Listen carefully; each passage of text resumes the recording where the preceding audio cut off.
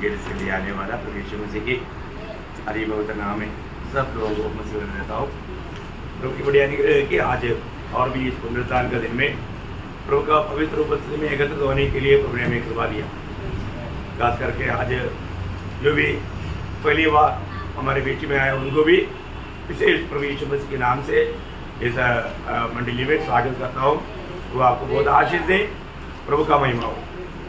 तो आज भी हमें इतना आनंद दिया, खुशी दिया, विजय दिया, उसके लिए प्रभु ने बहुत बड़ा दाम चुकाया। हमारे बीच में प्रभु का मेष है। प्रभु मेष हमको ये बात याद दिलाता है, उसमें रोटी और दाखरस है। ये बोलता है प्रभु का शरीर मेरे लिए तोड़ा गया और प्रभु का लहू मेरे लिए बहाया गया। ये बहुत बड़ी बात है। प्रभु का लहू मेरे लिए, अभी हमने गीत गाया, वह मुझे ढूंढ कर स्वर्ग से आया, है ना। हमारे लिए वो बलिदान हुआ। प्रियो, प्रभु यीशु मसीह का बलिदान हमको बचाता है। वो सच्चाई आज विश्वास करना कितनी बड़ी बात है। सब लोग ये बात विश्वास नहीं कर सकता, विश्वास करना पड़ेगा। तो भी वहां पर भी प्रभु की एक चुनौती है। तो मैं प्रभु को बहुत धन्यवाद देता हूँ। आज इस मेष पे जाने से पहले प्रभु यीशु मसीह का 3 प्रत्यक्षता का बारे में आपको थोड़ा सा बताना चाहता हूँ। प्रभु 3 बार प्रकट हुआ। कब कब, कैसे कैसे, किसके लिए, मतलब उसका बारे में बहुत हम लोग, क्योंकि मतलब प्रभु कल, आज और कल एक सा है। वो प्रभु 2 बार मतलब ऑलरेडी प्रकट हो चुका है। प्रकट हो चुका हुआ है तो दूसरा बार का प्रकट अभी हम आत्मा से वचन के द्वारा जानते हैं। तीसरा वो सबके लिए प्रकट होने वाला है। ये बहुत बड़ी बात है। तो इस जीवन में हमें इस बारे में जानना, आपको मालूम है पाप और मृत्यु और न्याय, इसका बारे में कोई भी प्रकार का छुटकारा मनुष्य का हाथ में नहीं। मनुष्य पाप नहीं करेगा, सोचेगा तो भी पाप करेगा वो, क्योंकि वो पाप में जन्मा है। मृत्यु, मेरा मृत्यु नहीं होगा, मैं टॉनिक पीऊंगा, मैं एक्सरसाइज करूंगा, मैं एक अच्छा जिम्नास्टिक बनूंगा, कुछ भी बोलो मृत्यु आएगा। और तीसरा न्याय है। न्याय से भी कोई बच नहीं सकता, क्योंकि प्रभु ने ये सबके लिए नियुक्त किया है। आपको मालूम है इब्रानियों 9:27 में लिखा है, एक बार मरना फिर न्याय का होना हर एक मनुष्य के लिए परमेश्वर ने नियुक्त किया है। प्रियो, ये एक बात, एक नियुक्ति है, परमेश्वर ने नियुक्त किया। हमें इस बात को जानना है। जैसा मृत्यु एक सच्चाई है, वैसा न्याय भी सच्चाई है। मरने के बाद में हम हर एक लोगों को एक दिन प्रभु को अपना लेखा देना है। बहुत लोगों को उसका बारे में मालूम नहीं, मालूम हो ना हो, परंतु प्रियो ये सब परमेश्वर की वचन में लिखा है, और जैसा वचन में लिखा वैसे होने वाला है। ये बात को जानना कितनी बड़ी बात है। इसका मतलब हर एक लोग, क्यों लोग पाप करता, क्योंकि वो जन्मा ही पाप में है ना। जब भजन संगीता उसका 51 अध्याय का 5 वचन, एक में अधर्म के साथ उत्पन्न हुआ और पाप के साथ अपनी माता के गर्भ में पड़ा। देखा, पाप के साथ अपनी माता की गर्भ में पड़ा। अपनी माता का गर्भ में रहने के समय से वो पाप में है। अब देखिए, और प्रभु का वचन कहने वाले एक एक बात कितना सत्य है ना। मतलब इस दुनिया में कोई भी व्यक्ति ऐसा नहीं जो पाप नहीं होकर के जन्मा, वो एकमात्र व्यक्ति हो प्रभु यीशु मसीह। इसलिए पापी को नहीं बचा सकता, अंधा को नहीं बचा सकता। इसलिए सबसे बड़ी बात है कि हमें बचाने के लिए एक पाप रहित व्यक्ति चाहिए था। ये पाप कैसे आया? एक मनुष्य के द्वारा आया, है ना। रोमियो 5 अध्याय उसकी 12 वचन में हम लोग पढ़ता है, इसलिए जैसे एक मनुष्य के द्वारा पाप जगत में आया, और पाप के द्वारा मृत्यु आई। हाँ, पाप के द्वारा मृत्यु आया, और इसी रीति से मृत्यु सब मनुष्य में फैल गई। यो मृत्यु सब मनुष्य में फैल गया, है ना। महात्मा गांधी का भी इच्छा था मैं 120 साल तक जिंदा रहूं, और तो क्या करूं, गोडसे ने गोली से उड़ा दिया समय से पहले। तो हम लोग कई बार कई चाहत करता है, वो बात नहीं होता। और तो आखिर प्रियो, एक मनुष्य के द्वारा या आदि मनुष्य आदम के द्वारा पाप जगत में आया, इसलिए सारा आदम ये पीढ़ी पाप ही बन गया और पाप मतलब मृत्यु का गुलाम बन गया। देखिए कितना भयंकर बात है। इसलिए हर मनुष्य एक प्रकार मृत्यु के बाद के जीवन के बारे में ना जानने के कारण बहुत से लोग मृत्यु से डरता है ना। लेकिन हमें मृत्यु से डरने की जरूरत नहीं। मृत्यु के ऊपर विजय पाया हुआ एक मनुष्य है, उसका नाम है प्रभु यीशु मसीह। जो कितने बड़ी बात है, वो मृत्यु के अधिकारी है ना। ये हमें जानना हमारे जीवन में मतलब हम हर एक लोगों को आशा प्रदान करने वाला एकमात्र व्यक्ति वो है जीवित व्यक्ति होना चाहिए ना, वो है प्रभु यीशु मसीह। हमें उस अनंत जीवन देने के लिए मगर इस दुनिया में आकर हमारे लिए, हमारे पापों के लिए, हमारे स्थान में हमारे लिए मृत्यु पा करके मर करके तीसरा दिन जी उड़ा। देखिए बहुत बड़ी बात है। जब प्रभु यीशु मसीह, आपको मालूम है प्रभु यीशु मसीह जब ये दुनिया में आया, प्रभु को भविष्य के सारे बात मालूम था। यहाँ पर बैठा हुआ किसी को अपने भविष्य की बात मालूम नहीं? मालूम। अगला क्षण में क्या होने वाला है मनुष्य नहीं बोल सकता, पर जो प्रभु को सारे बात मालूम था। इस कारण में एक बात है, सभी मनुष्य का एक चिल्लाहट है ना। जब रोमियो 7 अध्याय का 24 वचन में हम पढ़ता है, रोमियो 7 अध्याय, मैं कैसा अभागा मनुष्य हूँ, मैं कैसा अभागा मनुष्य हूँ, मुझे इस मृत्यु की देह से कौन छुड़ाएगा? कौन छुड़ाएगा? देखिए, मुझे इस मृत्यु की देह से कौन छुड़ाएगा, या एक मृत्यु रहित जीवन में कैसा विदा पाएगा, है ना। हर एक लोगों का दिल की गहराई से एक बहुत बड़ा चिल्लाहट था। प्रियो, हमें ये बात को जानना है, मृत्यु का कारण पाप है। हमें पाप से छुटकारा मिल गया तो हमें इस बात पर विजय है। देखिए, तो प्रभु यीशु मसीह पहली बार जो प्रकट हुआ, क्यों प्रकट हुआ? नंबर 1 बात, जब इब्रानियों 9 अध्याय का 26 वचन, नहीं तो जगत की उत्पत्ति से लेकर उसको बार-बार दुख उठाना पड़ता, पर अब युग के अंत में वह एक ही बात प्रकट हुआ है। अभी युग के अंत में एक ही बात प्रकट हुआ है, ताकि अपने ही बलिदान के द्वारा पाप को दूर कर दे। देखा, पाप को दूर कर दे, या पाप की क्षमा देने के लिए प्रभु यीशु मसीह दुनिया में मनुष्य बनकर आया, ये दुनिया में जन्म लिया। तो सबसे बड़ी बात है कि हमारे जीवन में दुनिया में बहुत से महान लोग हैं, उन्होंने अच्छा बात कहा है, परंतु हम पापियों को पाप से बचाने वाला एकमात्र व्यक्ति अल्लाह वो प्रभु यीशु मसीह है। हमको ये जानना कितना अच्छी बात है प्रियो, कितना अच्छी बात है। हमें पाप से छुड़ाने के लिए, हमें मुक्ति दिलाने के लिए प्रभु यीशु मसीह ये जगत में आया, है ना। एक पाप रहित व्यक्ति ये दुनिया में जन्म होना असंभव है, क्योंकि पापी से जो भी जन्म होता वो सब पाप में ही जन्म होता। लेकिन हमारे लिए वो पाप रहित होकर के ये दुनिया में जन्म लिया एक कुंवारी के द्वारा। ये सारी बात प्रभु के वचन के अनुसार, प्रभु के वायदा के अनुसार हुआ। ये बात हमें जानना जरूरी बात है प्रियो। ये सब प्रभु का वचन और वायदा के अनुसार हुआ। प्रभु ने कहा था एक कुमारी गर्भवती होगा, है ना। जब यशायाह 7 अध्याय उसका 14 वचन, यशायाह यीशु मसीह की जन्म से करीब 700 साल पहले यशायाह ने यीशु मसीह के जन्म के बारे में कहा, इस कारण प्रभु आप ही चिन्ह देगा, सुनो एक कुमारी गर्भवती होगी। देखा, एक कुमारी गर्भवती होगा, ये कैसे संभव है ना।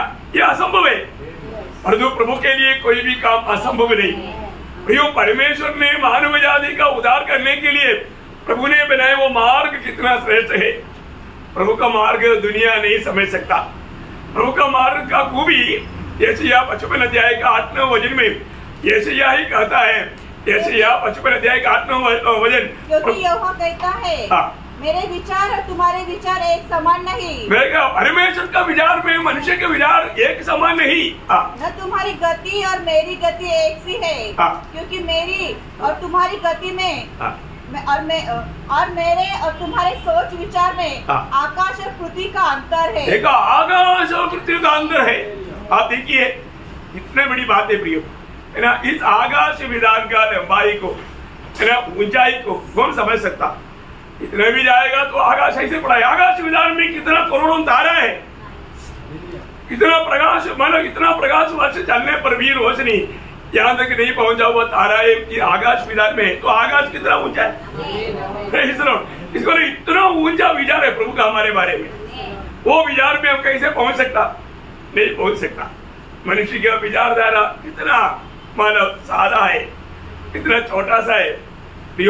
एक बात जानना, उस महान प्रभु वो स्वर्गीय महिमा को छोड़कर दुनिया में आया और हमारा पापों को अपने ऊपर लेकर, क्योंकि पाप का मजदूरी मृत्यु है, जो हमें बचाने वाला है उसको मृत्यु सहना पड़ेगा और कोई मार्ग नहीं। इसलिए जब पहला पत्रोस दूसरा अध्याय उसकी 24 वचन में, पहला पत्रोस दूसरा अध्याय का 24 वचन, हमारे पापों को अपनी देह पर लिए हुए क्रूस पर चढ़ गया। देखा, हमारे पापों को अपने ऊपर लिए हुए क्रूस पर चढ़ गया। आप देखिए प्रियो, कितना बड़ी बात है? हमारे पापों को, सारा आदम में पीढ़ी की सारे पापों को प्रभु यीशु मसीह ने अपने ऊपर लिया और वो क्रूस पर चढ़ गया। देखिए, हमारे लिए मृत्यु सगा। यीशु मसीह क्रूस पर कहा हुआ आखिरी शब्द क्या मालूम है? टेटलेस्टाई बोलेगा तो पूरा हुआ। यूहन्ना का सुसमाचार 19 अध्याय उसका 30 वचन। कितना अनोखी बात है प्रियो।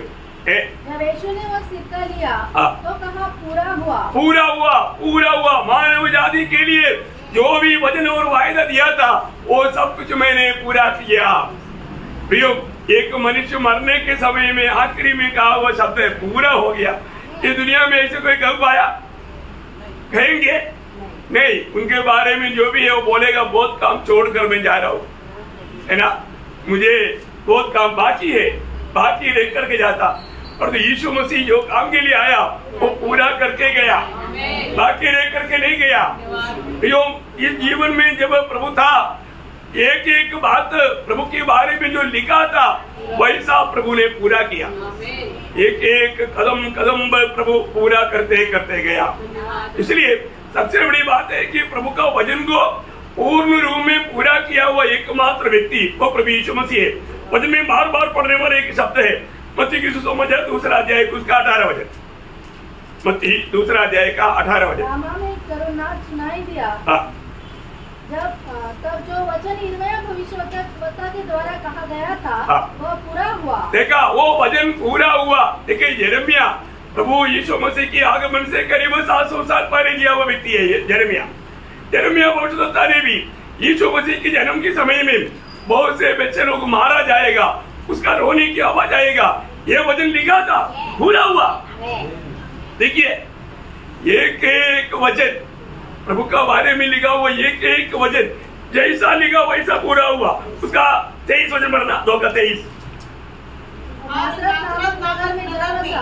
ताकि वह वचन पूरा हो, वो वचन पूरा हो जो भविष्यवक्ता के द्वारा कहा गया। प्रभु जहाँ पर भी जो भी कार्य करता था वो वचन पूरा करने के लिए करता था, है ना। प्रभु व्यवस्था को हटाने के लिए नहीं, व्यवस्था को पूरा करने के लिए ये दुनिया में आया। तो ये सबसे बड़ी बात है कि वो पहले इस दुनिया में क्यों आया है? मतलब हमारा पापों को उड़ा ले जाने के लिए या पापियों का पाप का क्षमा देने के लिए, उद्धार करने के लिए ये जगत में आया। जब रोमियो का पत्र 3 अध्याय उसका 25 और 26 हो जाए, रोमियो 3 अध्याय का 25-26। परमेश्वर ने उसके लहू के कारण एक ऐसा प्रायश्चित ठहराया जो विश्वास करने से कार्यकारी होता है। विश्वास करने वाले लोगों के जीवन में कार्यकारी करता है। विश्वास करने वाले लोगों को उसका अनुभव होता है। आज बहुत लोग सुनता है पर जो विश्वास नहीं करता। ये विश्वास करने वाले लोगों के जीवन में कार्य होने वाला बात है प्रभु यीशु मसीह का सूली की मृत्यु। और आगे कि जो पाप पहले किए गए और जिन पर परमेश्वर ने अपनी सहनशीलता के कारण ध्यान नहीं दिया, उनके विषय में वह अपनी धार्मिकता प्रकट करे, वरन इसी समय उसकी धार्मिकता प्रकट हो कि जिससे वह आप ही धर्मी ठहरे और जो यीशु पर विश्वास करे उसका भी धर्मी ठहराने वाला हो। देखा, प्रभु यीशु मसीह पर विश्वास करने वाला धर्मी ठहरा जाएगा। धर्मी बोलने का वो तो स्वर्गीय अदालत घोषणा करता है इसमें पाप नहीं। एक कोर्ट का शब्द है, तो बहुत बड़ी बात है। तो हमें इस बात को जानना है, कोर्ट ने अगर सुप्रीम कोर्ट ने बोल दिया ये गुनाहगार नहीं है तो फिर उसके ऊपर दोष कोई नहीं लगा सकता।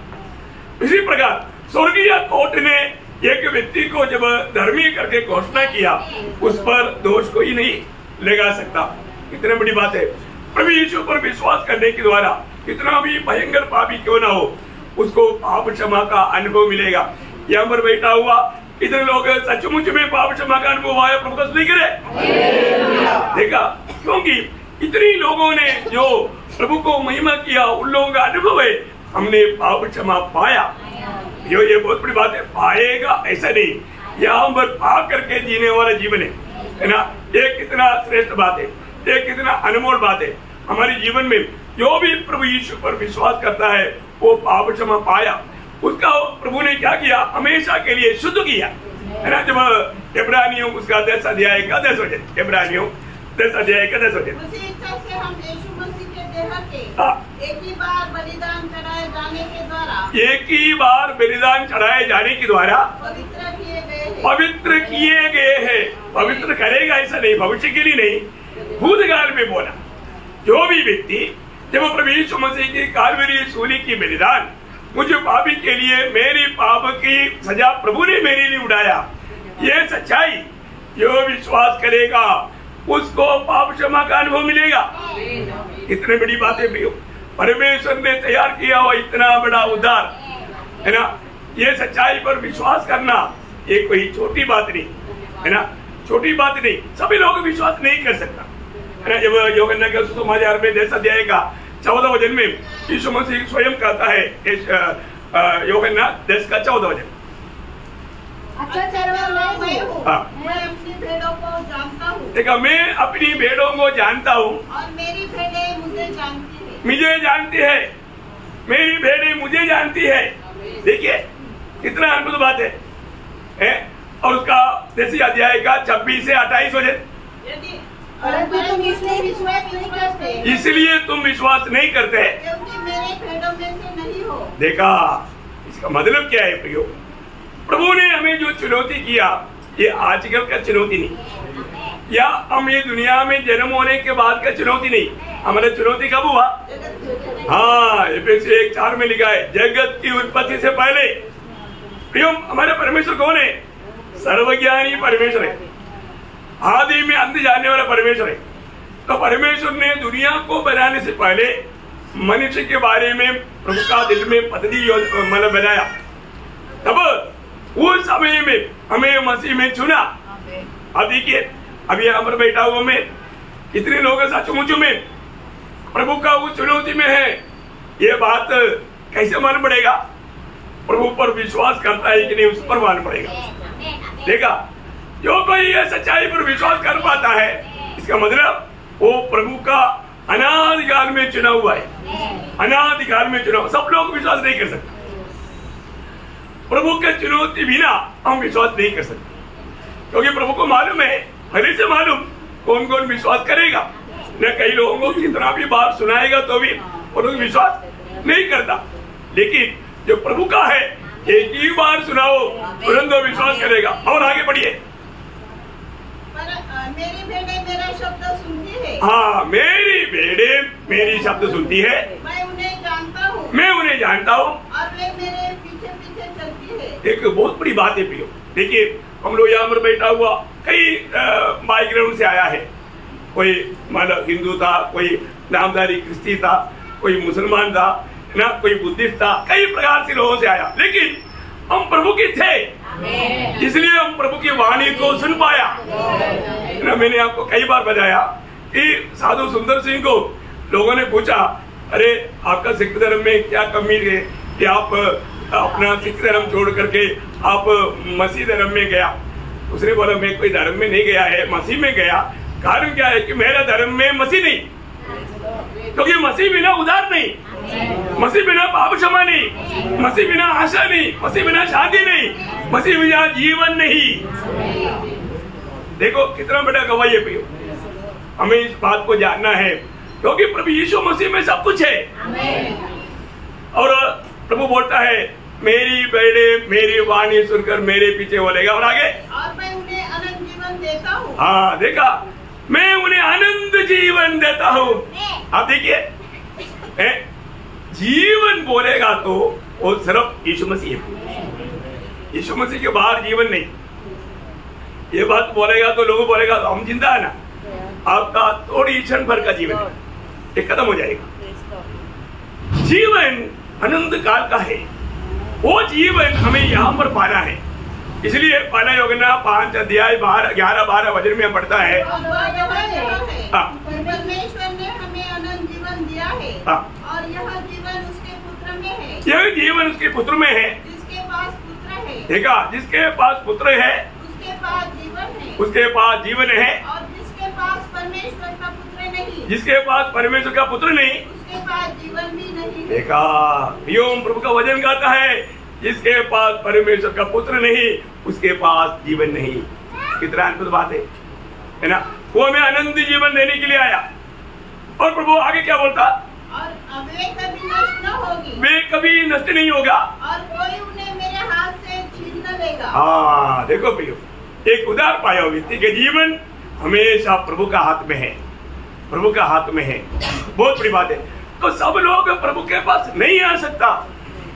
ये बात यूहन्ना का 6 अध्याय का 37 वचन में भी यीशु मसीह दावा करके बोलता है, जो पिता मुझे देता है, जो कोई पिता मुझे देता है सब मेरे पास आएगा, वो सब मेरे पास आएगा, जो कोई मेरे पास आएगा उसे मैं कभी न निकालूंगा, कभी नहीं निकालेगा, कभी नहीं निकालेगा। उसका तेरी ने और मेरे भेजने वाले की इच्छा यह है, मेरा भेजने वाले की इच्छा ये है, जो कुछ उसने मुझे दिया है उसमें से मैं कुछ न खोऊं, परंतु उसे अंतिम दिन फिर जिला उठाऊं। देखा, अंतिम दिन में उसको जिला उड़ाएगा। प्रियो, ये कितना बड़ी बात है। मरने के बाद एक दिन जी उड़ने वाला दिन है प्रियो, ये बात कभी भूलना नहीं। तो सबसे बड़ी बात है, परमेश्वर का मनुष्य के बारे में योजना लोगों ने नहीं जाना। देखिए, हमें ये सच्चाई जानना कितनी बड़ी बात है। इसका मतलब आज हमारे जीवन में एक सच्चा शांति का जीवन बिताना है तो आशा का जीवन, आशा कौन दे सकता, जिंदा व्यक्ति है ना। आज कई लोगों पर विश्वास किया और तो जिंदा है कि नहीं उनको मार दे, अरे तो मर गया ना। जीवित कराने के लिए ये दुनिया में एकमात्र व्यक्ति है ना। दुनिया में कितनी महान लोगों का सबका कब्र बंद है और तो ये कब्र खुला हुआ है। कहां पर, दुनिया के मध्य में फालस्तीन देश में, वहां पर लिख कर रखा है, वह यहाँ पर नहीं, वो जी उड़ा। कितने बड़ी बात है प्रियो, आज तक वो कब्र खुला पड़ा है प्रियो। आज भी कितने हजारों लोग उधरी विजिटिंग के लिए जाता है।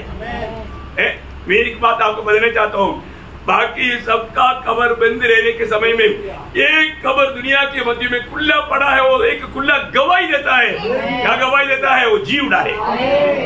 जीवित व्यक्ति ही हमें जीवित आशा दे सकता है ना। मर गया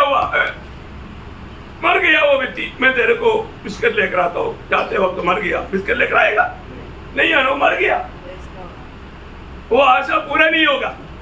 जीवित व्यक्ति ही हमारे आशा पूरा कर सकता। और प्रभु ने हमें जीवित आशा दिया। प्रभु ने हमें दिया हुआ आशा का नाम क्या है, जीवित आशा। बहुत बड़ी बात है ना। ये जीवित आशा कितने लोगों के पास है, प्रभु का धन्यवाद हो। प्रभु में है तो उसके पास जीवित आशा भी है। तो ये बहुत बड़ी बात है। मैं आपको बताना चाहता हूँ, तो हमारे प्रभु यीशु मसीह पहली बार ये दुनिया में हम पापियों का उद्धार करने के लिए आया है ना। एक बहुत बड़ा एक पापी मनुष्य था शाऊल, उसका गवाही के एक शब्द पढ़कर आगे बढ़ेंगे। पहला तिमोथी पहला अध्याय उसका 15 वचन, पहला तिमोथी पहला अध्याय उसका 15 वचन। यह बात सच और हर प्रकार से मानने की योग्य है। देखा, ये बात सच है और हर प्रकार मानने का योग्य वचन है कि मसीह यीशु पापियों का उद्धार करने के लिए, देखो, मसीह यीशु पापियों का उद्धार करने के लिए जगत में आया। ऐसा कोई आया क्या? आज तक के चरित्र में नहीं है प्रियो, इतिहास में नहीं है। जो भी आया सब पापियों को मारने के लिए आया। बोलते हैं पापियों को मारने के लिए आया, तो सबको मारना चाहिए था क्योंकि सब पापी है। तो बहुत बड़ी बात क्या है कि ये दुनिया में पापियों का उद्धार करने के लिए परमेश्वर एक ही बार जगत में आया और वो है प्रभु यीशु मसीह। और वो व्यक्ति क्या बोलता है आगे, जिनमें सबसे बड़ा मैं हूँ। देखा, वो बोलता है जिनमें सबसे बड़ा मैं हूँ। देखा, मैं एक बड़ा पापी इंसान था, मुझको भी प्रभु ने उद्धार किया, मेरा भी प्रभु ने उद्धार किया। कितनी बड़ी बात है ये बहुत बड़ी बात है।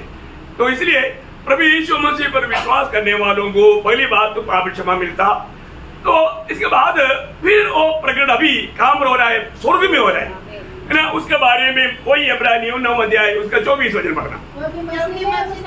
बनाए हुए पवित्र स्थान, मसीह ने उस हाथ के बनाए हुए पवित्र स्थान में जो सच्चे पवित्र स्थान का नमूना है प्रवेश नहीं किया, और स्वर्ग ही में प्रवेश किया। वो स्वर्ग में प्रवेश किया ताकि हमारे लिए अब परमेश्वर के सामने दिखाई दे। देखिए, अभी हमारे लिए परमेश्वर के सामने वो दिखाई देता। देखा, पहले वो दुनिया में दिखाई दिया, अभी कहाँ पर दिखाई देता? स्वर्ग में परमेश्वर की दाहिने ओर बैठा हुआ अवस्था में दिखाई देता। आप देखिए प्रियो, ये भी कितना बड़ी बात है ना। ये बात भी जानना कितना हमारे लिए उत्कृष्ट बात है। आज प्रभु यीशु मसीह हमारे लिए मतलब स्वर्ग में पिता की दाहिनी ओर बैठा है। क्यों बैठा मालूम है? जब प्रभु का लोग पाप करता है तो पाप का आरोप लगा करके शैतान प्रभु के पास पहुंच जाता। ये तेरा बेटा बोलता ना, पर दूसरे पाप किया, अनुचित काम किया, इसको मेरे हाथ में दे दे, वो बोलने के लिए जाता। अभी यीशु मसीह हमारे लिए विनती करता है, इसलिए इसको मैंने लघु से खरीदा है। प्रियो, एक बात मैं आपको बताना चाहता हूँ, मतलब प्रभु का वचन क्या कहता है, हमारा जीवन में उद्धार पाया हुआ लोगों से पाप नहीं होगा ऐसा नहीं, लेकिन कुछ वचन पड़ेगा तो लोगों को ऐसा लगेगा, है ना। पहले यूहन्ना 3 अध्याय का 9 वचन, पहले यूहन्ना 3 का 9, जो कोई परमेश्वर से जन्मा है, जो कोई परमेश्वर से जन्मा है वो पाप नहीं करता, वो पाप नहीं करता, क्योंकि उसका बीज उसमें बना रहता है। हाँ। और वो पाप कर ही नहीं सकता। हाँ, क्या वचन है प्रियो, है ये वचन कहता है जो भी परमेश्वर से जन्मा बोलेगा तो प्रभु यीशु मसीह पर विश्वास करने वाले लोगों को परमेश्वर की ओर से एक जन्म मिलता। देखिए, हम लोग सब ये दुनिया में क्यों आया? एक जन्म के द्वारा आया। इसी प्रकार हम स्वर्ग में कौन जाएगा? स्वर्गीय होकर के नया जन्म पाएगा तो, या स्वर्गीय पिता से जन्म पाएगा तो। स्वर्गीय पिता से जन्म कैसे पाएगा जानना चाहिए ना, बहुत सरल बात है ना। यूहन्ना का सुसमाचार 12 अध्याय उसका 12-13 वचन, परंतु जितनों ने उसे ग्रहण किया, देखा, जितनों ने उसे ग्रहण किया, किसे? प्रभु यीशु मसीह को। जितने लोगों ने प्रभु यीशु मसीह को ग्रहण किया, उसने उन्हें परमेश्वर की संतान होने का अधिकार दिया। देखा, परमेश्वर का संतान होने का उनको अधिकार दिया। अधिकार दिया, कारण क्या है? 13 वचन, वे न तो लहू से, वे ना तो लघु से, न शरीर की इच्छा से, शरीर से इच्छा से नहीं, न मनुष्य की इच्छा से, मनुष्य की इच्छा से नहीं, परंतु परमेश्वर से उत्पन्न हुए। देखा, परमेश्वर से उत्पन्न हुआ। कितने लोग परमेश्वर से उत्पन्न हुआ वो नया जन्म पाया प्रभु की स्तुति करेंगे? कितना अच्छी बात है भैया, है परमेश्वर से उत्पन्न हुआ। अभी यहाँ पर प्रभु का वचन क्या बोलता है? जो भी प्रभु में जो नया जन्म पाया वो पाप नहीं करता। पाप नहीं करता, लेकिन पाप होता है कि नहीं? होता है। इसलिए पहला यूहन्ना 2:1 में क्या लिखा? हे मेरे बालकों, मैं ये बातें तुम्हें इसलिए लिखता हूँ कि तुम पाप न करो। देखा, अभी बोलते हैं पाप ना करो। अभी पहले क्या बोला?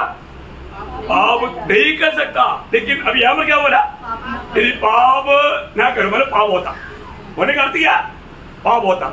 प्रियो, कितना भी कोशिश करो तो भी जब तक आप शरीर में हैं, आप ना चाहते हुए भी पाप आएगा ना। कई लोग गुस्सा होना नहीं चाहता, लेकिन गुस्सा आता है कि नहीं? कई लोग झूठ बोलना नहीं चाहता, लेकिन झूठ बोलते हैं कि नहीं? बोलता है ना। कितनी बातों में झूठ बोलता है, बहुत प्रकार का पाप करता। तो प्रभु का वचन कहता है तुम पाप ना करो। यदि कोई पाप करे तो पिता के पास हमारा एक सहायक है, हमारे एक सहायक है, अर्थात धर्मी यीशु मसीह। प्रियो, इसलिए मिल जाता। हमारे यीशु मसीह हमारे लिए विनती करने के लिए पिता की दाहिनी ओर बैठा है, इस कारण। लेकिन एक बात मैं आपको बताना चाहता हूँ, आप उद्धार पाया, आपको पाप करने का लाइसेंस नहीं मिला।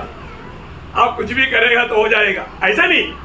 पाप हुआ तो क्या करना चाहिए? वही पहला अध्याय का 9 वचन, यदि हम अपने पापों को मान ले, यदि हम अपने पापों को मान ले तो वह हमारे पापों को क्षमा करने और हमें सब अधर्म से शुद्ध करने में विश्वास योग्य और धर्मी है। देखा प्रियो, हमें क्या करना चाहिए? हमें पापों को मान लेना चाहिए, हमें प्रभु के सामने कबूल करना चाहिए। प्रियो, जब तक हम ये दुनिया में हैं, तब तक हमारे में पाप आने का खतरा रहता है। दुष्ट मौका ढूंढते रहता है, जहाँ पर भी अवसर मिलेगा हमें पाप में गिरा देगा वो। इसलिए यीशु मसीह ने चेलों को सिखाया हुआ प्रार्थना में भी प्रभु ने क्या सिखाया था? मत्ती 6 अध्याय का 13 वचन, मत्ती 6। और हमें परीक्षा में न ला, हमें परीक्षा में ना ला, परंतु बुराई से बचा, बुराई से बचाओ, क्योंकि राज्य और पराक्रम, बुराई से बचाओ या उस दुष्ट से बचाओ, है ना? वहां पर लिखा है वो दुष्ट कौन है? शैतान। उस दुष्ट से बचाओ। यीशु मसीह जब ये दुनिया में था तभी भी पिता से चेलों के लिए, इवन हमारे लिए तक उन्होंने प्रार्थना की। आपको याद है ना? यूहन्ना का सुसमाचार 17 अध्याय उसका 20 वचन पढ़ना। मैं केवल इन्हीं के लिए विनती नहीं करता, बोलने के मालूम मैं सिर्फ ये चेलों के लिए सिर्फ प्रार्थना नहीं कर रहा हूँ, परंतु उनके लिए भी जो इनके वचन के द्वारा मुझ पर विश्वास करेंगे। Praise the Lord. आज भी हम लोग ठोकर खाने से कैसे बच गया, शैतान का शिकार होते हुए नष्ट होने से कैसे बच गया?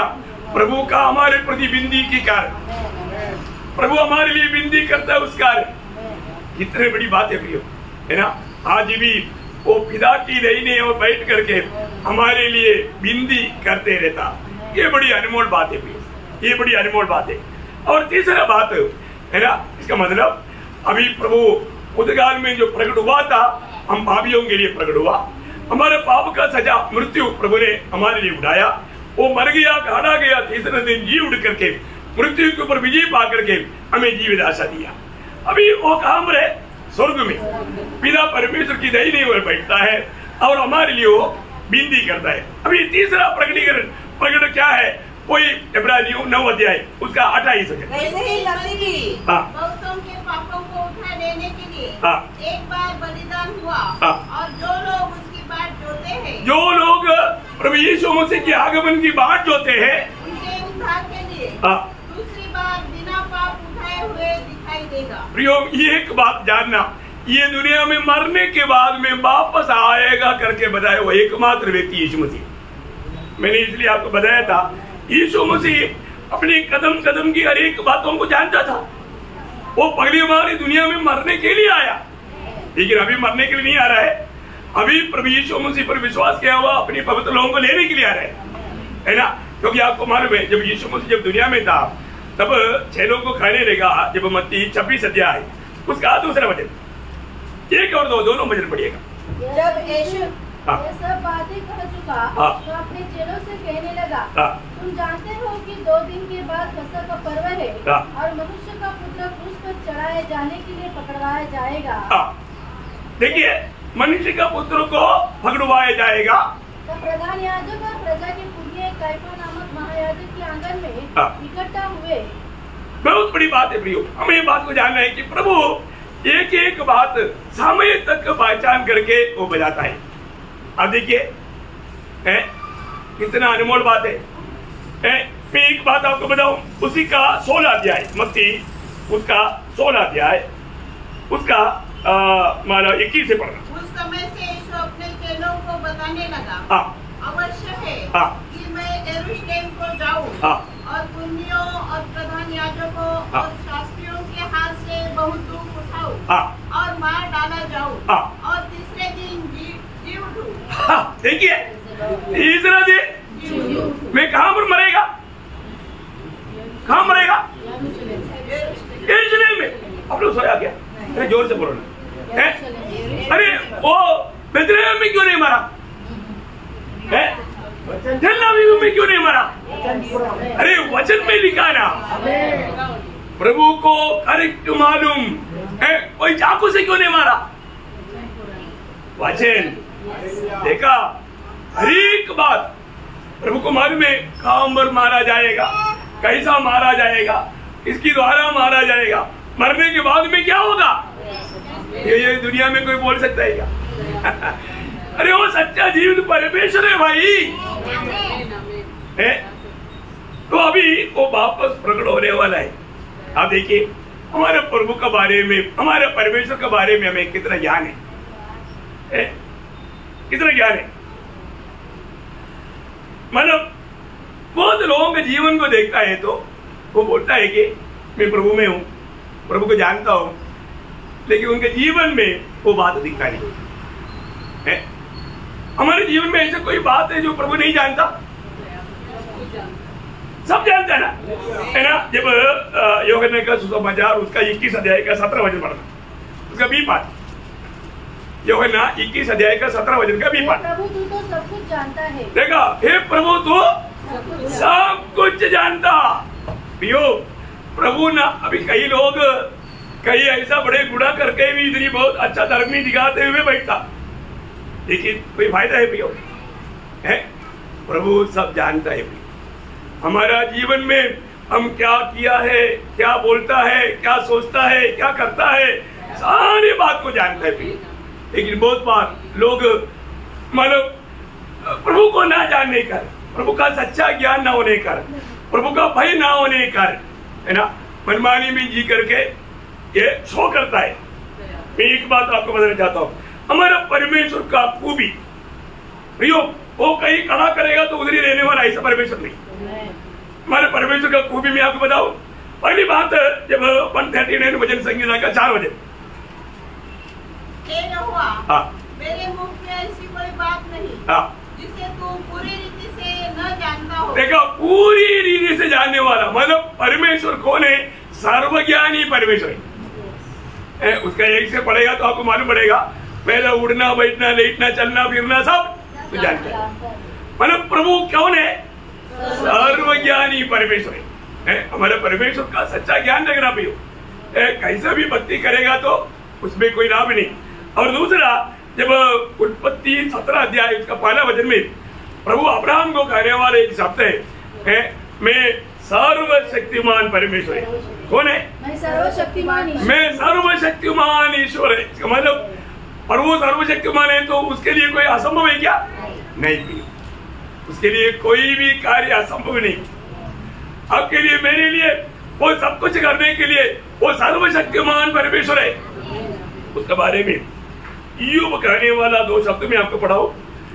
जब ईयोब 27 अध्याय उसका 10 वचन, क्या वह सर्वशक्तिमान में सुख पा सकेगा? क्या तुम सर्वशक्तिमान को पा सकेगा?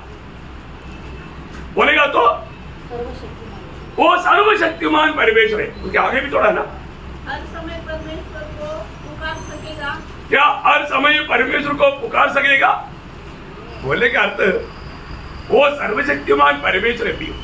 हमेशा उसके संबंध में पवित्र लोग रहना चाहिए, ये उसका कहना है। उसका 42 अध्याय का 2 वचन, मैं जानता हूँ कि तू सब कुछ कर सकता है। देखा, मैं जानता हूँ तू सब कुछ कर सकता।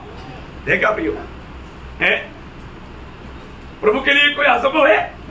नहीं प्रियो, है। प्रभु ने मानव अब्राहम को पूछा था, मानव उत्पत्ति 18 का 14 में, मेरे लिए कोई असंभव का कार्य है क्या? नहीं प्रियो, प्रभु के लिए कोई असंभव का कार्य नहीं, क्योंकि वो सर्वशक्तिमान परमेश्वर है। देखिए, तीसरा हम क्या देखता है मालूम है? जब मानव 139 का 7 वचन, मैं तेरे आत्मा से भागकर किधर जाऊं? किधर जाऊं? या तेरे सामने से किधर भागू? आगे, यदि मैं आकाश पर चढ़ूं तो तू वहाँ है। वहाँ है। यदि मैं अपना बिछौना अधोलोक में बिछाऊं, अधोलोक में बिछाऊं, तो वहाँ तू है। देखो, मतलब बोलेगा तो प्रभु हमारा सर्वव्यापी परमेश्वर है। हमारा परमेश्वर कौन है? सर्वव्यापी परमेश्वर है। हमारे प्रभु का बारे में एक सच्चा ज्ञान रखना है। वो सर्वव्यापी परमेश्वर है। और उत्पत्ति उसका 14 अध्याय उसका 19-20 वचन में, उत्पत्ति 14 अध्याय का 19-20 वचन, और उसने अब्राहम को यह आशीर्वाद दिया, परम प्रधान ईश्वर। परम प्रधान ईश्वर। देखो, मल्कीसेदेक अब्राहम के परमेश्वर के बारे में बोलता है, वो परम प्रधान ईश्वर है। देखा, ये एक सादा ईश्वर नहीं, वो परम प्रधान ईश्वर है, वो महान परमेश्वर है ना। और एक बात आपको बताओ, जब प्रेरितों का उसका 17 अध्याय उसका 2 वचन, प्रेरितों का 7 अध्याय का 2, ने कहा है, भाई और पितरों सुनो, हमारा पिता अब्राहम हारान में बसने से पहले मेसोपोटामिया था, जो तो तेजोमय परमेश्वर कौन है वो? तेजोमय परमेश्वर। भैया वो अगम्य ज्योति में रहने वाला है ना? वो तेज उधार पाया हुआ सब लोग पाने जा रहा है। Praise Lord. वो तेजी के बारे में आपको क्या मालूम है? और भी एक बात बोल करके मैं वो खत्म करूंगा। उत्पत्ति उसका 21 अध्याय का 33 वचन। उत्पत्ति उसका 21 अध्याय का 33। फिर अब्राम ने बेरशेबा में जौ का एक वृक्ष लगाया और वहाँ यहोवा से जो सनातन ईश्वर है। सनातन ईश्वर कौन है? सनातन ईश्वर बोलेगा तो हमेशा का ईश्वर, हमेशा जिंदा रहने वाला। कितने बड़ी बात है ना? कोई एकमात्र सच्चा और जीवित परमेश्वर है। ये दुनिया में परमेश्वर बोलने का अर्थ भी लोग नहीं जानता है ना? परमेश्वर तो उसके द्वारा सब बनाया होना चाहिए है ना? आप देखिए वो सर्वशक्तिमान है, वो सर्वव्यापी है ना? आप देखिए उससे कोई भी बात असंभव नहीं। वो महान प्रभु हमारे लिए वापस आने वाला है। किसके लिए आएगा? जो उसकी बाट जोता है ना? प्रभु की बाट जोने वाला। प्रियो, प्रभु का इस आगमन के बारे में ये वो पहला थिस्सलुनीकियों 4 अध्याय उसका 16-17 वचन में हम पढ़ता है। क्योंकि प्रभु आप ही स्वर्ग से उतरेगा, उस समय ललकार और प्रधान दूत का शब्द सुनाई देगा और परमेश्वर की तुरही फूकी जाएगी और जो मसीह में मरे हैं वे पहले जी उठेंगे। तो प्रियो, जो मसीह में मर गया, जो पाप में मर गया, वो जी नहीं उठेगा। पहला पुनरुत्थान में कौन भाग लेगा? जो मसीह में मर गया वो जी उठेंगे। और तब हम जो जीवित और बचे रहेंगे। कौन? जो मसीह में जो जीवित है और बचे रहेंगे, हम लोग उसके साथ बादलों पर उठाए लिए जाएंगे। उसके साथ बादलों में उठा लिए जाएंगे। भैया ये बहुत बड़ी बात है। उसके साथ बादलों में उठा लिया जाएगा। हमारा प्रभु आने वाला है। किसके लिए आ रहा है? उसकी बाट जोने वालों के लिए आ रहा है।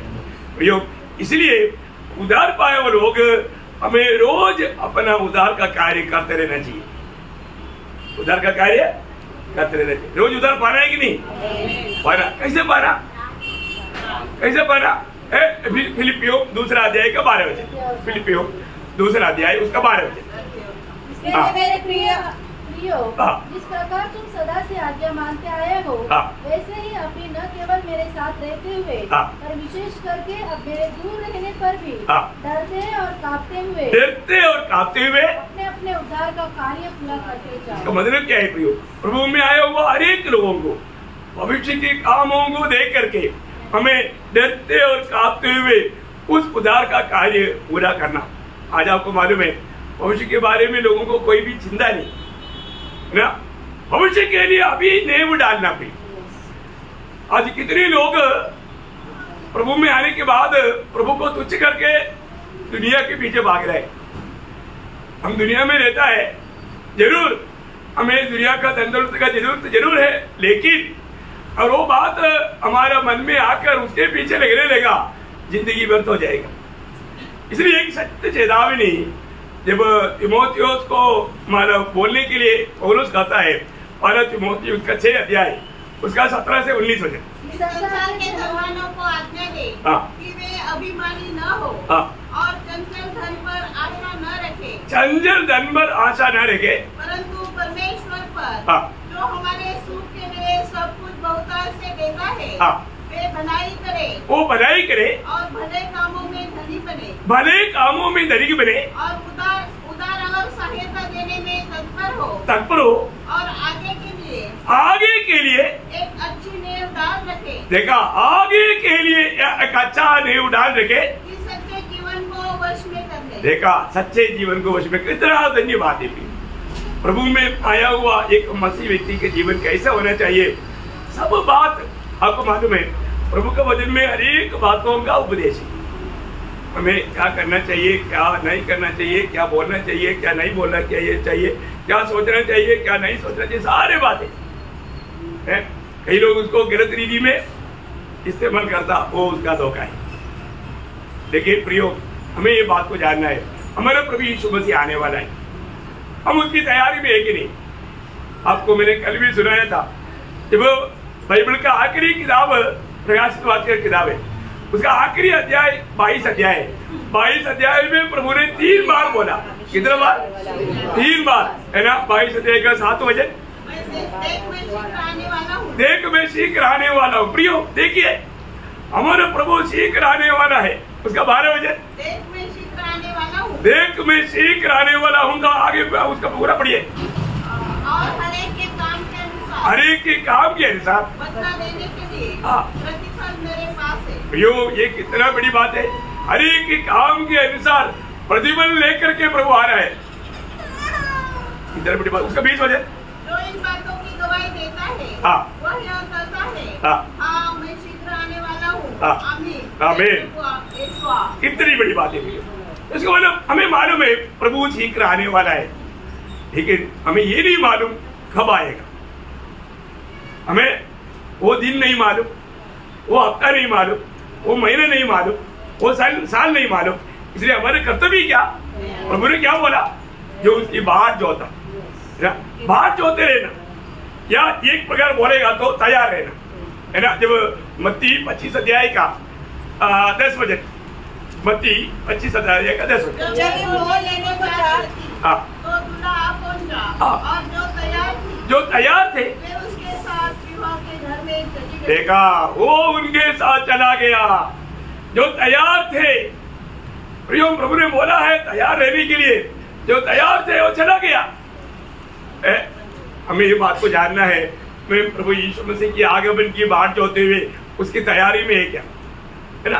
वापस भी उसकी 24 अध्याय का 42 वचन, इसलिए जागते रहो बोलने का अर्थ हम रात को नहीं सोना, ऐसा नहीं। प्रभु के वचन के अनुसार प्रभु ने बताए हुआ बातों में बना रह करके जीना, रात को अच्छा नींद लेना, कोई पाप नहीं। लेकिन जागते रहने का अर्थ हम प्रभु ने बताए हुआ बातों में बना रहना।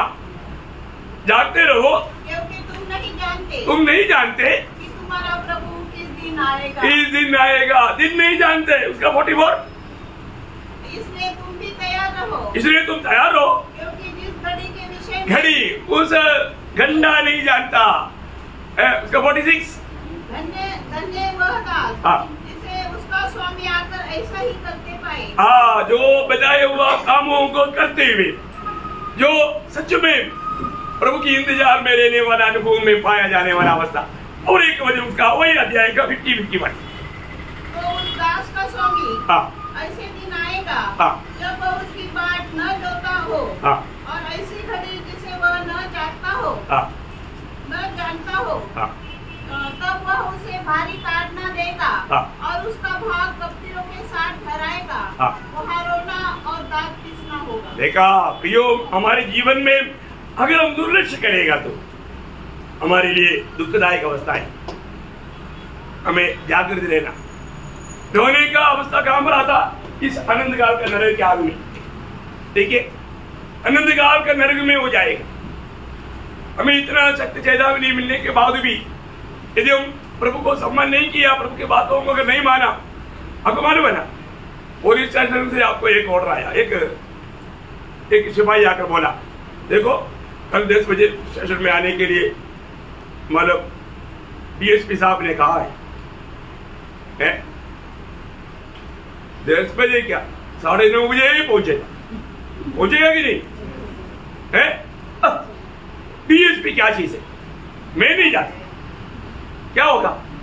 थोड़ी देर के बाद में एक जीप आएगा, 5-6 लोग भी होगा, वहां पर वो थप्पड़ देगा, उठा करके गाड़ी पे डालेगा, लेके जाएगा, उधर भी 4 लात मारेगा, फिर बात करेगा।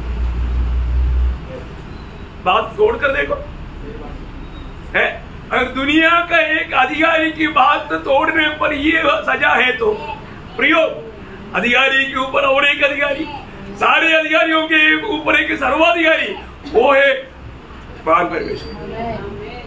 वो सर्वाधिकारी परमेश्वर है। उसकी बातों को टालना ये अच्छी बात है, अच्छी बात है। तो प्रभु आपको आशीष दे, प्रभु को महिमा मिले। आप जरूर अच्छा तैयारी में रहना। हमारा प्रभु एक बार आया प्रियो, हम पापियों का उद्धार करने के लिए। आज भी प्रभु की लोगों से अगर गलती होता है तो उसको बचाने के लिए पिता के दाहिने और बैठ करके वो विनती करता। आखिर ये एक दिन प्रभु का पवित्र लोगों का गिनती जब पूरा हो जाएगा, तब प्रभु यीशु मसीह बादलों में आएगा और हमें लेकर जाएगा। हम हर एक पवित्र लोग जिन्होंने उद्धार पाया वो प्रभु के आगमन आज होंगे, इस आशा में, उस तैयारी में रहना, ये प्रभु का हमारे बारे में इच्छा है। आज अगर प्रभु आएगा तो मैं प्रभु के साथ जाने के लिए तैयारी में है कि नहीं, ये बात को परखना। ये वचन के द्वारा प्रभु आपको आशीष दे, प्रभु को महिमा मिले। आमीन।